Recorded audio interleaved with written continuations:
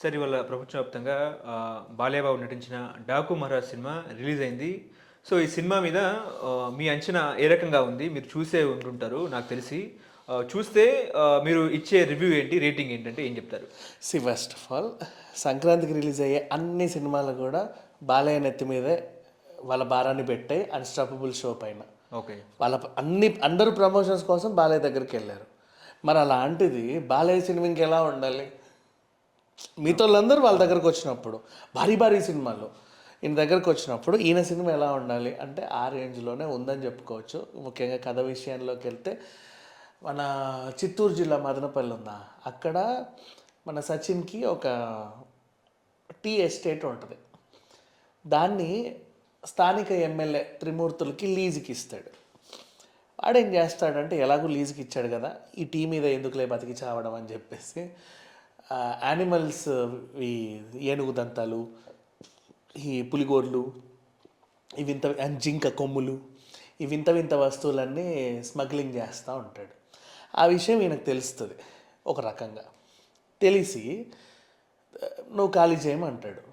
ఖాళీ చేయమంటే no I can't leave, వీళ్ళ ఈ ఫ్యామిలీని చంపేద్దాం అనుకుంటాడు ఆ ఎమ్మెల్యే తన పరపతిని ఉపయోగించి. అక్కడ మొదలైంది కదా. వాళ్ళందరిలో ఇప్పుడు ఆ పాప కూడా ఉంది, చిన్న పాప. ఆ పాపను చంపకూడదు. అసలు ఆ పాప ఎవరు అనేది క్వశ్చన్ మార్క్. నెక్స్ట్ ఆ పాపను ప్రొటెక్ట్ చేయాలంటే ఎవరికో ఫోన్ చేసి ఎక్కడో చెంబల్లో ఉన్న బాలయ్య ఈడికి వస్తాడు, డ్రైవర్ రూపంలో వచ్చి ఆమెకు ప్రొటెక్షన్ ఇస్తాడు. అండ్ అక్కడ ఆయన ఒక సైన్యాన్ని ఏర్పరచుకుంటాడు. అసలు డాకు మహారాజ్ ఎవరు, ఈ పాపకి బాలయ్యకు ఉన్న సంబంధం ఏంటి, శ్రద్ధా శ్రీనాథ్ ఎవరు, అండ్ అలాగే మన డియోల్ క్యారెక్టర్కి ఉన్న ఇంపార్టెన్స్ ఏంటి, ఆయన ఎందుకు విలన్ అయ్యాడు, ఇవన్నీ కూడా తెలుసుకోవాలంటే మీరు సినిమా చూడాల్సిందే. నేను అంతకుమించి ఎక్కువ చెప్పదలుచుకోవాలి దీని గురించి. నెక్స్ట్ నటీనటుల పర్ఫార్మెన్స్. బాలయ్య ఇరగదీసి వదిలేసాడు, కుమ్మేశాడు అంటారా? సీరియస్లీ అన్ని క్యారెక్టర్స్లోనూ. నీకు అది గుర్తొస్తే అప్పుడెప్పుడో ఆదిత్య 369 సినిమాలో గుర్రం మీద వచ్చేసి ఒక ఆయనని కాపాడుతాడు, ఆ తర్వాత ఇట్లా ఒకసారి తీసి మళ్ళీ ఇటు వేసుకొని వెళ్ళిపోతాడు చూడు, ఒక్కటే గెటప్. ఆ టైప్ ఆఫ్ గెటప్ ఒకటి. రాజకుమార్లా చెప్తారు. రాజకుమార్లు వచ్చి ఈయనను కాపాడాడు, బట్ ఆ గెటప్ ఉంది కదా బ్లాక్ది, స్క్రాఫ్ లాగా ఉంటుంది కదా. ఆ గెటప్ని అన్నేళ్ళ తర్వాత మళ్ళీ చూస్తావు, అదే ఫేస్, అదే ఛామ్, ఏం తగ్గల.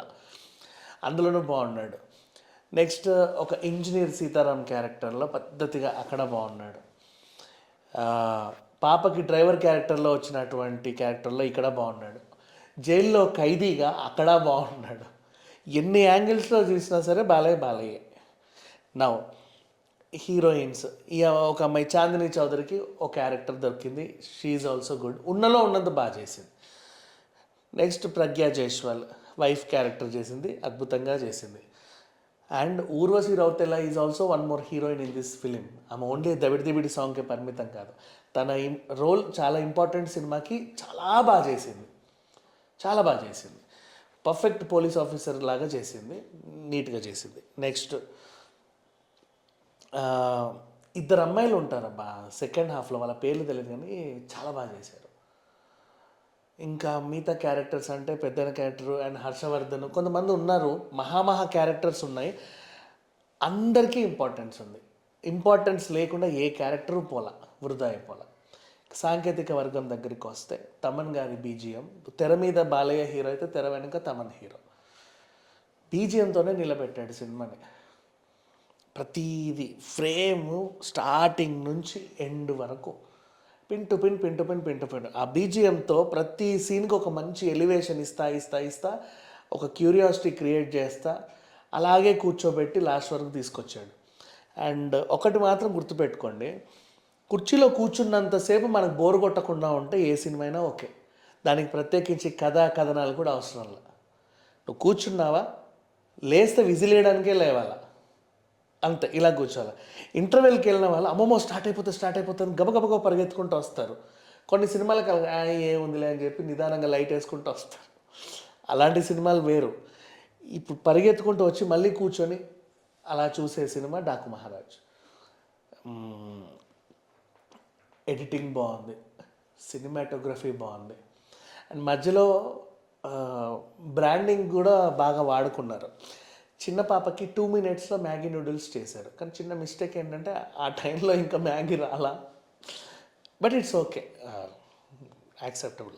ఆ లిబర్టీ తీసుకున్నారు, కానీ బ్రాండింగ్ అంత డార్క్ ఉంటే మ్యాగీ ఒకటే ఇట్లా మెరుస్తూ వస్తుంది బాలయ్య చేతుల్లో. 2 minutesలో మ్యాగీ నూడిల్స్ చేసి పాపకు తినిపిస్తాడు. అండ్ ఒక సీన్లో మ్యాన్సన్ హౌస్కి బ్రాండింగ్ ఉంటుంది, అది కూడా. సో ఒక హీరో బ్రాండ్ అంబాసిడర్గా కూడా చేశాడు సినిమాలో. ఆ సీరియస్నెస్ క్యారీ చేస్తూనే కథకి ఎక్కడ అడ్డు తగలవు. అసలు ఎంత బాగా చేశారంటే అన్ని బాబీ కొల్లి అంత బాగా తీశాడు. అద్భుతం అంటే అద్భుతం. ఇకపోతే సంక్రాంతి సినిమాలకు మనకు ఉన్నవి రెండు సంక్రాంతికి. ఈ సంక్రాంతికి 2 సినిమాలు, ఒకటి బాలయ్య డాకు మహారాజ్, రెండోది సంక్రాంతికి వస్తున్నాం. ఇవాళ ఇది వచ్చింది 14th అది రిలీజ్. అది ఖచ్చితంగా బాగానే ఉంటుంది. బట్ సంక్రాంతి పండుగని స్టార్ట్ చేసింది ఈ సంవత్సరం టాలీవుడ్ బాక్స్ ఆఫీస్ని తెరిచింది అంటే డాకు మహారాజ్ అని చెప్పుకోవచ్చు. ఇకపోతే 17th ఎలాగో పుష్ప ఉంది రిలీజ్, అది కూడా దాని వసూలు తెస్తుంది అనుకుందాం. ఇది మాత్రం సంక్రాంతి పండగ ఎలా ఉండాలో అలాంటి ట్రీట్ని ఫ్యాన్స్కి ఇచ్చింది. ఇక బాలయ్య సినిమా అంటే ప్రధానంగా మనకు వినపడేవి డైలాగ్స్. ఏం డైలాగులు ఉంటాయిరా బాబు అని. అన్ని డైలాగులు బాగున్నాయి. డైలాగ్స్ ఏది చెప్పినా స్పాయిలర్ అలర్టే. ఆ ప్రతి డైలాగు మనం తెర మీద వింటేనే బాగుంటుంది సీరియస్గా. సాంగ్స్ కూడా ఎక్కడ అడ్డు తగ్గల, కథలో భాగంగానే వెళ్ళిపోయాయి అన్నీ కూడా. ఏ మాత్రం బోర్ కొట్టదు. కూర్చున్నంతసేపు కూర్చోబెట్టింది, లాస్ట్కి అలా అలా తీసుకొచ్చేసాడు. అండ్ ప్రతి సినిమా ఈ మధ్యకాలంలో ఫ్యాషన్ అయిపోయింది, పార్ట్ టూ అని వదిలేస్తాడు క్లైమాక్స్ చెప్పకుండా. దీనికి ఆ ఇబ్బంది ఏం లేదు, ముగిసింది పద్ధతిగానే. అట్లాంటివి ఏమీ లేవు. ఓవరాల్గా ఈ సినిమాకి నేను ఇచ్చే రేటింగ్ 4.5/5. ఆ 0.5 కూడా పెద్ద విషయం ఏం లేదు. చిన్న చిన్న అధిక రక్తపాతం, ఎక్కువ నరకుళ్ళు, బ్లడ్లు ఉన్నాయి. సో అంతకు మించి ఏం లేదు. మిగతా అంతా కూడా ఓకే. అది ఉన్నాయి కూడా కథకు అవసరమే. ఇది ఓకే.